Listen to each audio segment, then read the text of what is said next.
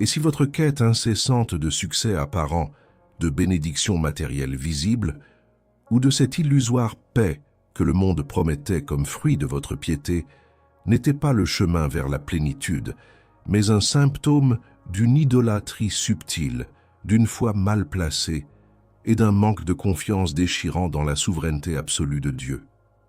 Le regard perçant de Charles Spurgeon, cet incomparable prince des prédicateurs, diagnostique sans embâge une vérité inconfortable.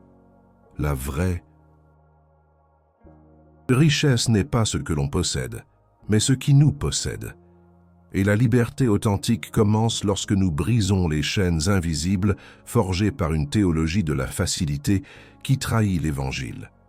Beaucoup d'entre vous qui portez le nom de chrétiens, vous débattez dans une anxiété sourde, une frustration latente, une soif insatiable de quelque chose de plus malgré toutes les promesses de prospérité et de réalisation personnelle que l'on vous a servies.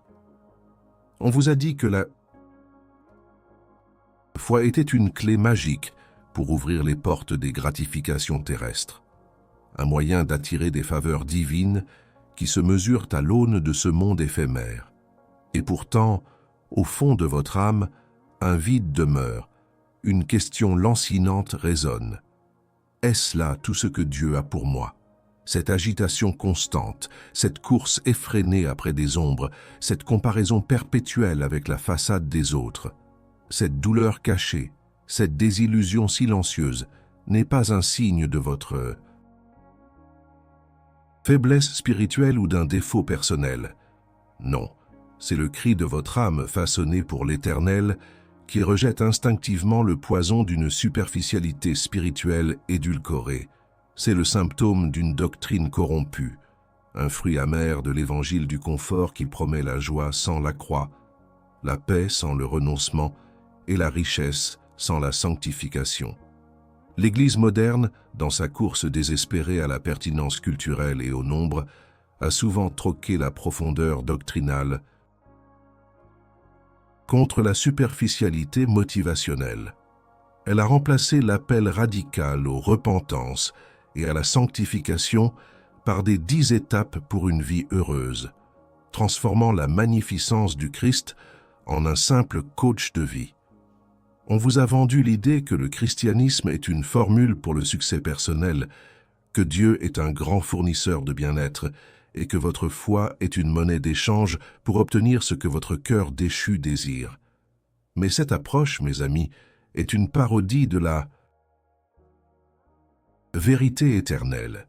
Elle ne vous libère pas, elle vous enchaîne. Elle vous enchaîne à l'attente constante de ce qui est visible et périssable, à la déception quand ces attentes ne sont pas satisfaites et à une anxiété profonde concernant un avenir que vous croyez devoir contrôler. Cette servitude insidieuse est l'ennemi commun que nous devons affronter. L'esclavage aux fausses promesses de prospérité matérielle et de bien-être terrestre qui détournent nos cœurs du véritable trésor divin. Spurgeon, avec une clarté brutale et une fidélité inébranlable à la parole, aurait déchiré ce voile d'illusion. Il aurait déclaré que le vrai trésor du chrétien ne réside pas dans l'accumulation des bénédictions mondaines, une maison plus grande, une carrière plus réussie, une santé parfaite, mais dans la possession de Dieu lui-même, dans la communion intime avec le Saint-Esprit et dans l'enrichissement de l'âme par la grâce sanctifiante. La libération dont le monde parle est une illusion. La véritable libération est celle de l'âme, délivrée des chaînes de l'égoïsme, de l'idolâtrie et de la mondanité.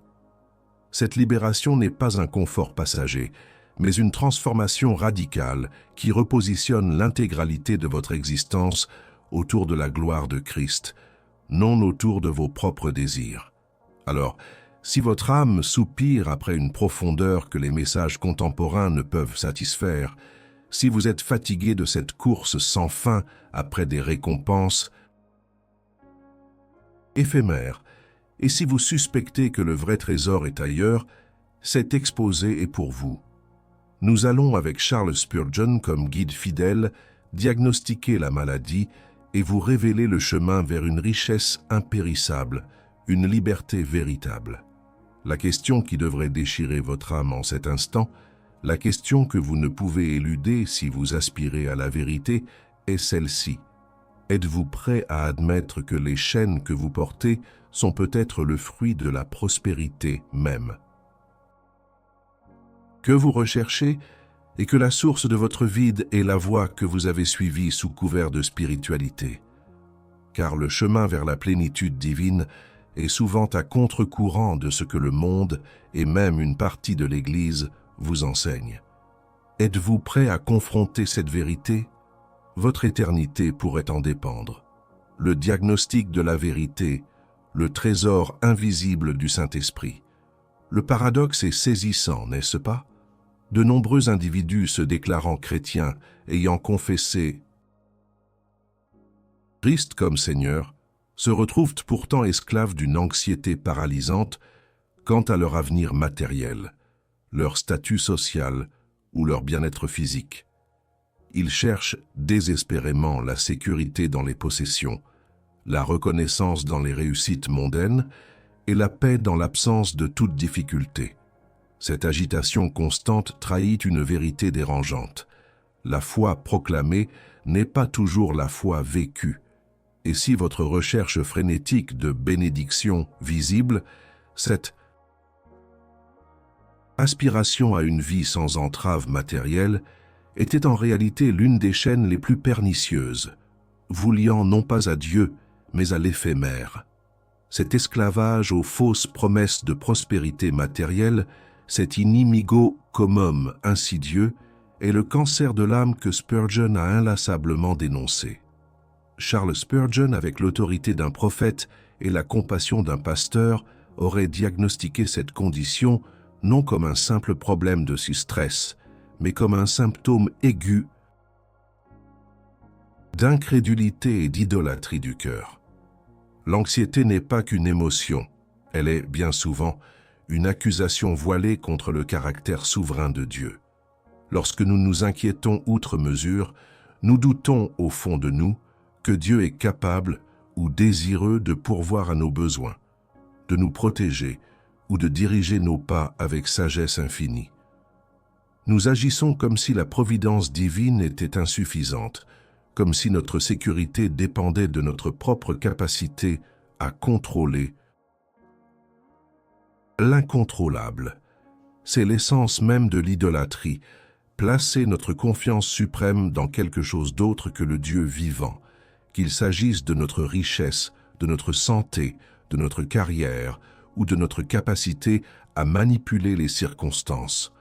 Le véritable trésor divin ne peut coexister avec ces idoles. Spurgeon ne se serait pas contenté d'une psychologie superficielle. Il aurait plongé dans les profondeurs théologiques, affirmant que la liberté ne vient pas d'une technique de relaxation, mais d'une repentance radicale de cette incrédulité et de cette idolâtrie. La vraie prospérité divine, celle qui libère l'âme de toute chaîne, n'est pas à trouver dans la fortune, ni dans le confort physique, ni même dans une vie exempte de souffrance. Ces choses sont au mieux des ombres. Le trésor impérissable du Saint-Esprit est bien plus profond, bien plus précieux. Il est caché dans la communion ininterrompue avec Dieu, dans la présence consolatrice et sanctifiante de l'Esprit qui habite en nous. Comprenez bien, la vraie prospérité n'est pas l'absence de problèmes, mais la présence de Dieu au milieu des problèmes. Ce n'est pas l'accumulation de biens, mais l'abondance de la grâce. Ce n'est pas une vie facile, mais une âme forte et résiliente, forgée dans le feu de l'adversité et soutenue par la main souveraine de notre Père céleste. Le Saint-Esprit, le Consolateur, le Guide, le puissant agent de transformation, est ce trésor que le monde ne peut ni donner, ni comprendre. Il est la source de la paix qui surpasse toute intelligence, de la joie ineffable et de la puissance pour vivre une vie digne de Christ, même lorsque tout autour de nous s'effondre. Pourquoi cette prospérité divine est-elle cachée? Parce qu'elle est spirituelle, non matérielle. Elle est accessible par la foi, non par la vue. Elle est le fruit d'une mort au moi et d'une vie en Christ, non d'une auto-réalisation. Elle ne se manifeste pas toujours par des miracles visibles ou des richesses ostentatoires, mais par une paix inébranlable au cœur de la tempête, par une persévérance joyeuse dans l'épreuve et par une dépendance totale à la seule volonté de Dieu. Le monde, avec ses yeux aveuglés par le clinquant de l'éphémère, ne peut la discerner. La chair, avec ses appétits insatiables, ne peut la désirer véritablement. Seul l'esprit régénéré, enseigné par l'Esprit Saint, peut la reconnaître comme le bien le plus précieux. La doctrine de la souveraineté de Dieu est ici notre ancre. Si Dieu est souverain sur toutes choses, le temps, l'argent, la santé, les circonstances, la vie et la mort, alors notre anxiété est une insulte à sa majesté. Notre quête éperdue de sécurité en dehors de lui est une marque de notre incrédulité. Le Saint-Esprit nous révèle que le vrai trésor n'est pas dans ce que Dieu donne, mais dans ce que Dieu est. Il est le roc éternel, notre refuge, notre force, notre plus grande récompense. Charles Spurgeon, dans ses sermons, a constamment ramené son auditoire à cette vérité fondamentale. L'âme la plus riche n'est pas celle qui a le plus, mais celle qui est satisfaite avec Dieu seul. Détruire les chaînes commence par reconnaître que la vraie prospérité ne peut être mesurée par aucun étalon terrestre et que la source de notre liberté est une communion si profonde avec le Créateur qu'aucune perte matérielle ne peut l'ébranler. L'Écriture nous enseigne à chercher d'abord le royaume de Dieu et sa justice, promettant que toutes ces choses nous seront données par surcroît. Mais le surcroît est souvent mal interprété.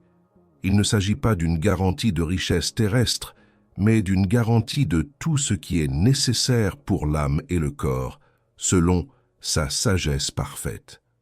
Le véritable trésor est d'avoir Christ. C'est en lui que se trouve la plénitude de vie, la paix qui défie toute explication et une joie qui ne dépend pas des circonstances.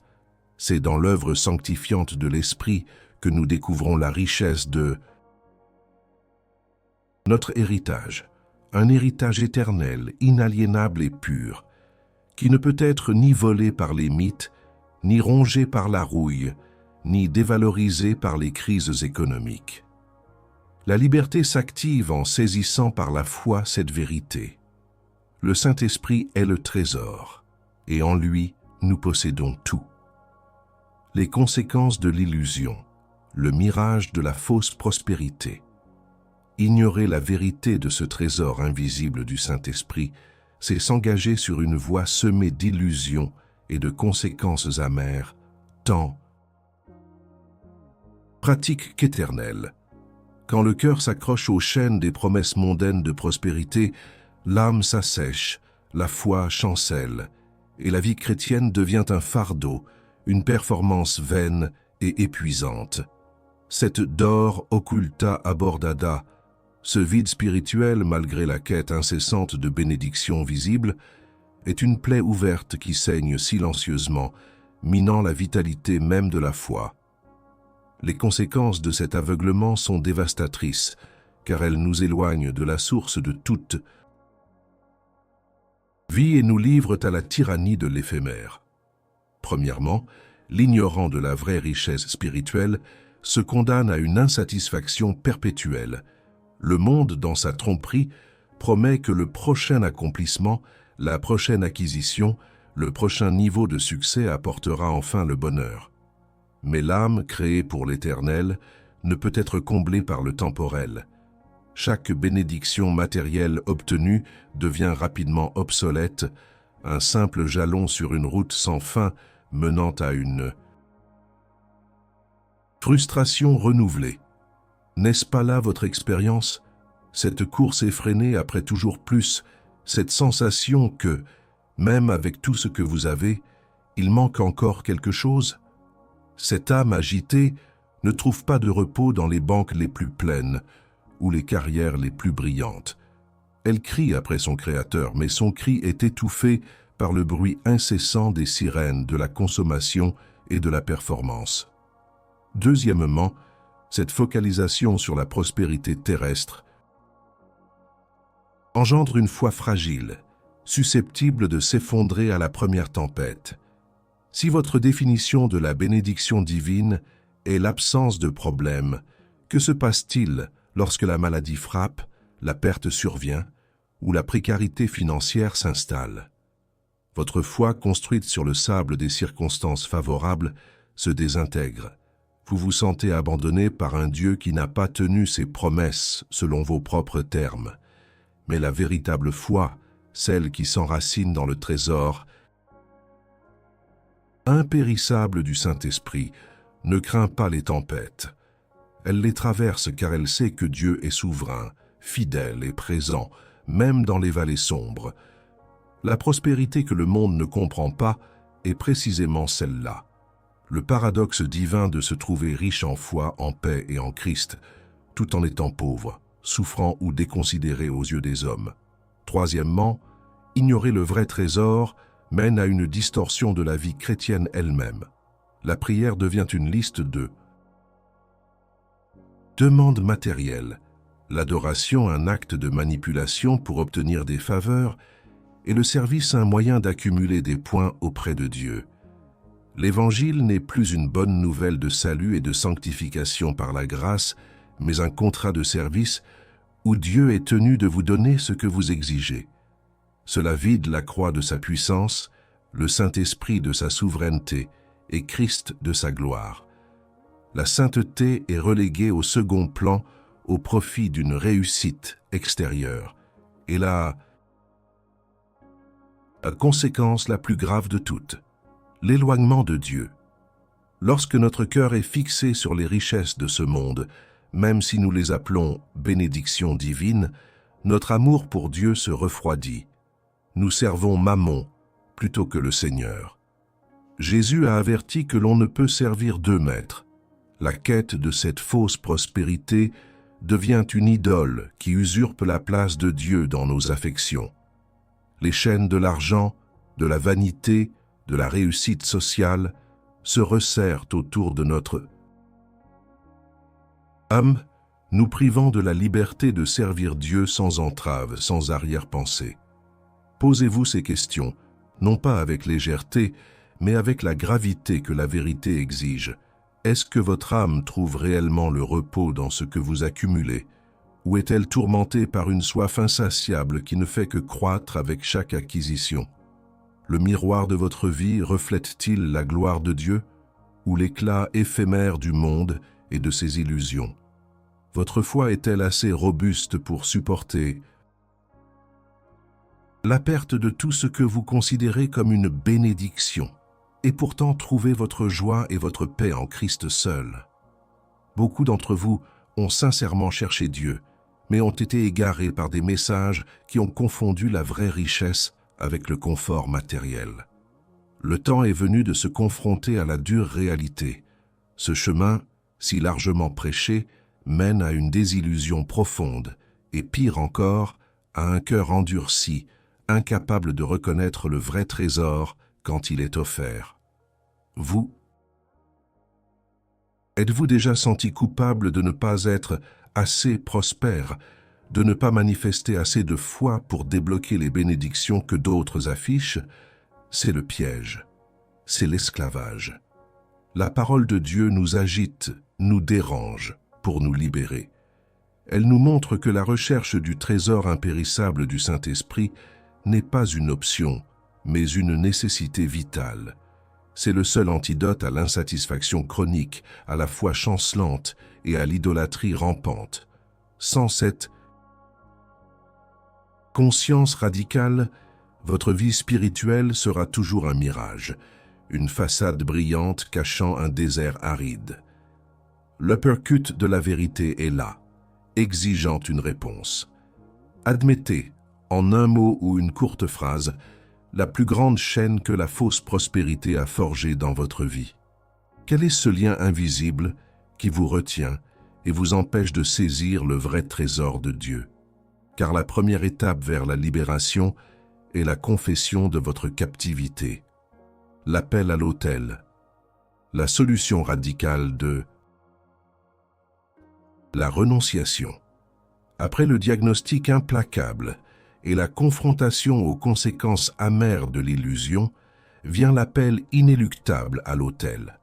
La solution à ces chaînes de la fausse prospérité et au vide spirituel ne se trouve pas dans des ajustements cosmétiques, ni dans des prières de décrets et de déclarations qui tentent de plier la volonté divine à nos caprices terrestres. Non. La seule solution biblique, radicale et salvatrice, est un retour sans compromis au fondement de la foi. Le repentir sincère, la soumission inconditionnelle à la parole, la renonciation au moi et à ses idoles, et l'embrassement total de la croix.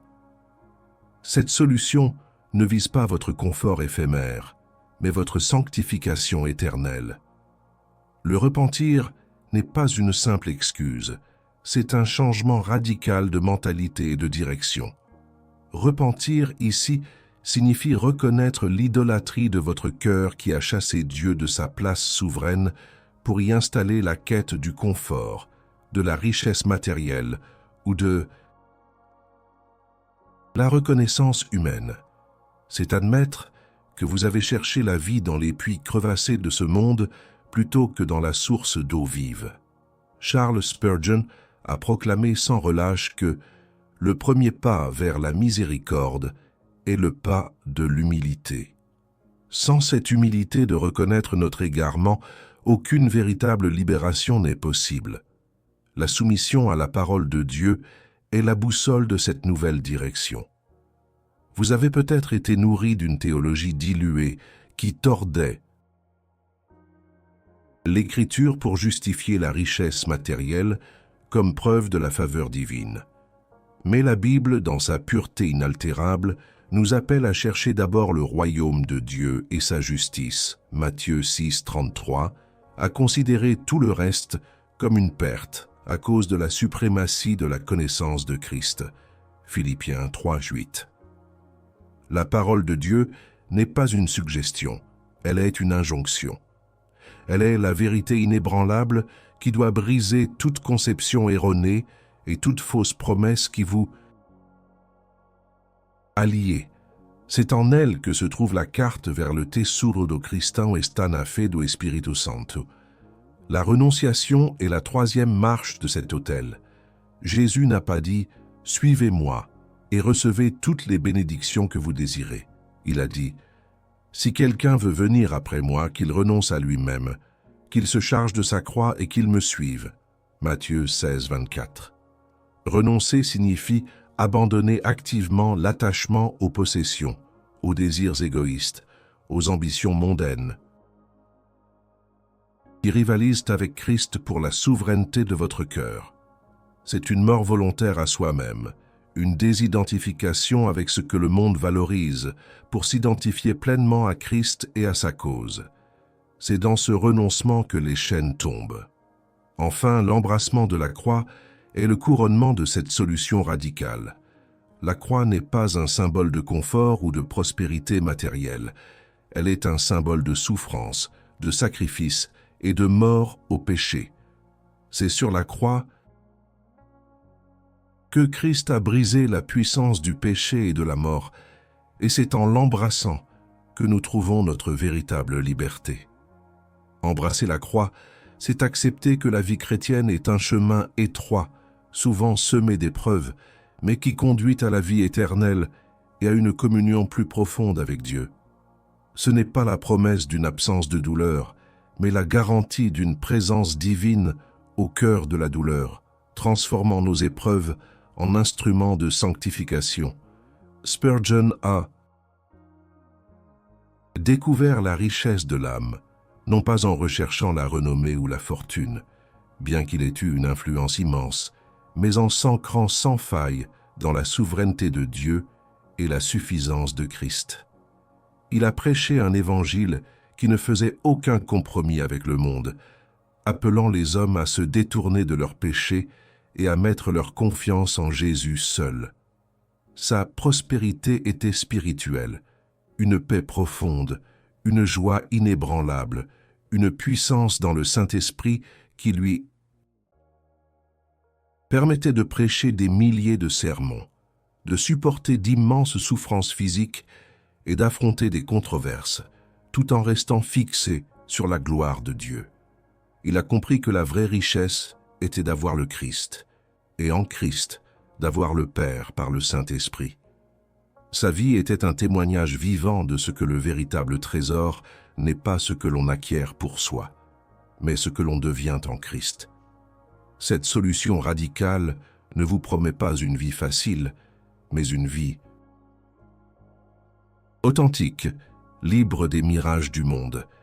Elle ne vous promet pas de l'argent, mais une paix qui surpasse tout entendement. Elle ne vous promet pas la popularité, mais la faveur éternelle de Dieu. Elle ne vous promet pas le confort, mais la sanctification, ce processus divin qui vous transforme progressivement à l'image de Christ. C'est une invitation à échanger les chaînes du monde contre la vraie liberté qui ne se trouve qu'au pied de la croix. C'est au pied de l'autel de la repentance, de la soumission et du renoncement que vous commencerez à activer la richesse du trésor divin, un trésor qui ne peut ni rouiller, ni s'envoler, car il est en Christ pour l'éternité. La décision vous appartient. Continuerez-vous à servir les chaînes ou briserez-vous tout pour la gloire de l'Éternel? Nous avons voyagé ensemble à travers les méandres d'une foi souvent déformée, exposant les chaînes invisibles forgées par une théologie de la légèreté qui promet tout sauf l'essentiel. Nous avons vu que la quête incessante de succès et de bénédictions matérielles, souvent présentée comme le summum de la piété, est en réalité un piège, une forme subtile d'idolâtrie qui enchaîne l'âme et la prive du vrai trésor divin. Ce vide spirituel, cette frustration persistante malgré les apparences de prospérité, n'est pas un défaut personnel, mais un signal d'alarme de votre âme, appelant à une profondeur que seul l'évangile radical de Christ peut offrir. Le regard perçant de Charles Spurgeon a diagnostiqué cette condition avec une clarté impitoyable. L'anxiété n'est pas seulement un problème émotionnel, mais un symptôme d'incrédulité, une accusation contre la souveraineté de Dieu. Le véritable trésor impérissable du Saint-Esprit n'est pas une collection de biens terrestres, mais la communion intime avec Dieu, la sanctification progressive et la paix inébranlable qui découle d'une foi authentique. Cette prospérité divine, ignorée par le monde, permet d'être riche en esprit même. Lorsque les circonstances extérieures semblent misérables, les conséquences de cette illusion sont graves. Une insatisfaction perpétuelle, une foi fragile s'effondrant à la moindre tempête, une distorsion de la vie chrétienne et, ultimement, un éloignement du cœur de Dieu. La course aux bénédictions devient une prison et le service de Mammon usurpe la place de l'adoration du Créateur. La solution est radicale, exigeant un appel à l'autel de la repentance. Elle ne promet pas le confort, mais la sanctification. Elle demande un repentir sincère pour l'idolâtrie, une soumission inconditionnelle à la parole de Dieu, une renonciation active au désir égoïste du moi et un embrassement total de la croix. C'est dans cette mort à soi-même que l'âme trouve sa véritable liberté et commence à activer la richesse inestimable du trésor divin. Comme Spurgeon l'a si éloquemment exprimé, l'homme le plus riche est celui qui possède le moins de choses que l'argent peut acheter et le plus de choses que l'argent ne peut pas acheter. Ce trésor est Christ lui-même et tout ce qu'il est et offre par son esprit. Chaque jour, vous êtes confronté à un choix. Allez-vous continuer à courir après les chimères d'une prospérité éphémère, vous enfermant dans des chaînes invisibles mais puissantes? Ou allez-vous, avec courage et humilité, briser ces liens, vous repentir de l'idolâtrie subtile de votre cœur et vous soumettre à la vérité inaltérable de la parole de Dieu? Allez-vous renoncer à ce qui est périssable pour embrasser la croix et ainsi hériter de la richesse impérissable de l'Esprit Saint? Ce chemin n'est pas facile, mais il est le seul qui mène à une liberté authentique et à une satisfaction profonde et durable de l'âme.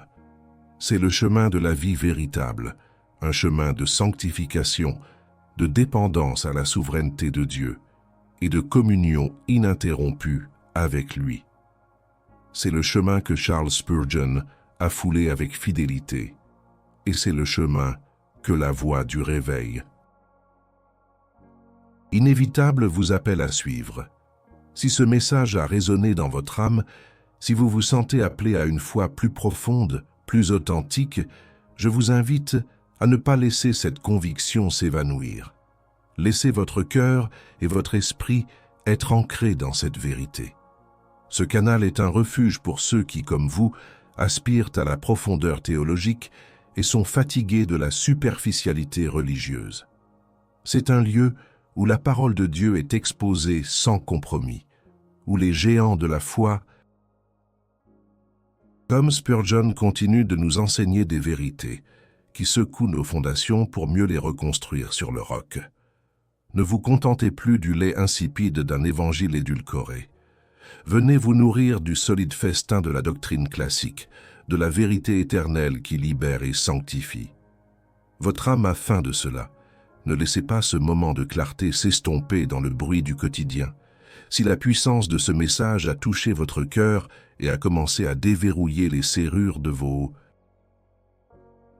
chaînes, si vous avez entrevu la magnificence du vrai trésor, alors il est temps d'agir, non pas en spectateur passif, mais en pèlerin résolu sur le chemin de la vérité. Car la foi sans les œuvres est morte, et la connaissance sans la transformation n'est qu'un savoir stérile. Nous arrivons au terme de cette exploration intense, mais la vérité, elle, demeure éternelle. La confrontation avec les chaînes de la fausse prospérité n'est pas une fin en soi, mais le début d'un chemin. Un chemin solitaire et exigeant, souvent à contre-courant des murmures apaisants du monde et des compromis de la chair. Mais c'est le seul chemin qui mène à la vie véritable, à une liberté que ni l'or, ni le pouvoir, ni la reconnaissance humaine ne peuvent acheter. Il y a une solennité indéniable dans cette vérité. La bataille pour l'âme est une bataille pour le lieu de notre trésor. Si votre trésor est sur la terre, votre cœur y sera aussi, lié, anxiogène, toujours insatisfait. Si votre trésor est dans le Christ, dans la communion avec l'Esprit Saint, alors votre cœur sera libre, ancré dans l'Éternel, capable d'affronter toutes les tempêtes sans s'effondrer. C'est là la promesse de la souveraineté de Dieu. Non pas un monde sans problème, mais un Dieu fidèle et présent au milieu de chaque problème. Ce chemin de renonciation et d'embrassement de la croix est celui que les saints de tous les âges ont emprunté. Ce n'est pas une astuce pour une vie meilleure, mais la vie elle-même, la vie abondante que Christ est venu offrir. Elle implique de mourir chaque jour au vieil homme, à ses désirs charnels, à son orgueil subtil qui cherche à se glorifier des bénédictions divines plutôt que du bénisseur. Beaucoup reculeront devant cette exigence. Ils préféreront les chaînes dorées d'une illusion confortable plutôt que la liberté coûteuse de la vérité. Mais pour ceux d'entre vous dont l'âme a soif de plus, dont le cœur a été agité par le diagnostic de Spurgeon, sachez que vous n'êtes pas seul. Il existe une communauté de croyants qui, à travers les âges, ont choisi le chemin étroit, qui ont trouvé leur richesse dans la pauvreté de l'esprit, leur force dans la faiblesse et leur gloire dans la croix. La discipline divine est un aspect essentiel de ce voyage. Lorsque Dieu permet des épreuves, des revers, des pertes, ce n'est pas pour vous punir arbitrairement, mais pour vous sanctifier, pour briser votre attachement aux idoles et vous ramener à lui, la seule source de votre trésor. Le souffrir est souvent l'école la plus efficace pour apprendre la vraie valeur de l'Esprit Saint en nous. Que ce message soit un rappel constant que la vigilance spirituelle est notre devoir. Les fausses promesses se déguisent habilement en vérité. Les chaînes prennent l'apparence de bénédiction. Demeurez enracinés dans la parole de Dieu. Priez sans cesse pour le discernement et cherchez le visage de Dieu avec une ferveur inébranlable. Car la liberté n'est pas acquise une fois pour toutes, elle est vécue, cultivée et défendue chaque jour. Le trésor divin est infini, mais il n'est pleinement activé que dans un cœur qui s'est vidé de ses propres idoles. Que la grâce souveraine de notre Seigneur Jésus-Christ vous guide et vous fortifie sur ce chemin étroit et glorieux, jusqu'à l'achèvement de votre sanctification. Vous avez entendu la vérité, vous avez confronté les chaînes, vous avez entrevu la richesse inestimable du trésor divin. Maintenant, l'heure n'est plus à la contemplation passive, mais à l'action audacieuse. La passivité est un choix, et bien souvent c'est le choix de l'esclavage continu. Pour ceux dont le cœur bat au rythme de cette vérité exigeante, je vous lance un défi de courage, de conviction et d'engagement public. Ce n'est pas juste une vidéo, c'est un appel à une décision, un moment de bascule pour votre âme. Si la vérité que nous avons exposée aujourd'hui a transpercé le voile de l'illusion dans votre vie, si elle a éclairé un coin sombre de votre cœur et révélé une chaîne que vous êtes désormais prêt à briser, alors laissez un « j'aime » sur cette vidéo. Que ce « j'aime » soit votre affirmation visible, votre acte de courage pour dire que vous ne vous contenterez plus de la superficialité. Mais un « j'aime » ne suffit pas pour une âme en quête de libération. La vraie transformation exige une admission, une expression de ce que la vérité a opéré en vous. Commentez ci-dessous. Quelle est la chaîne la plus lourde que la fausse prospérité a forgée dans votre vie? Quel trésor invisible avez-vous entrevu au-delà du clinquant de ce monde?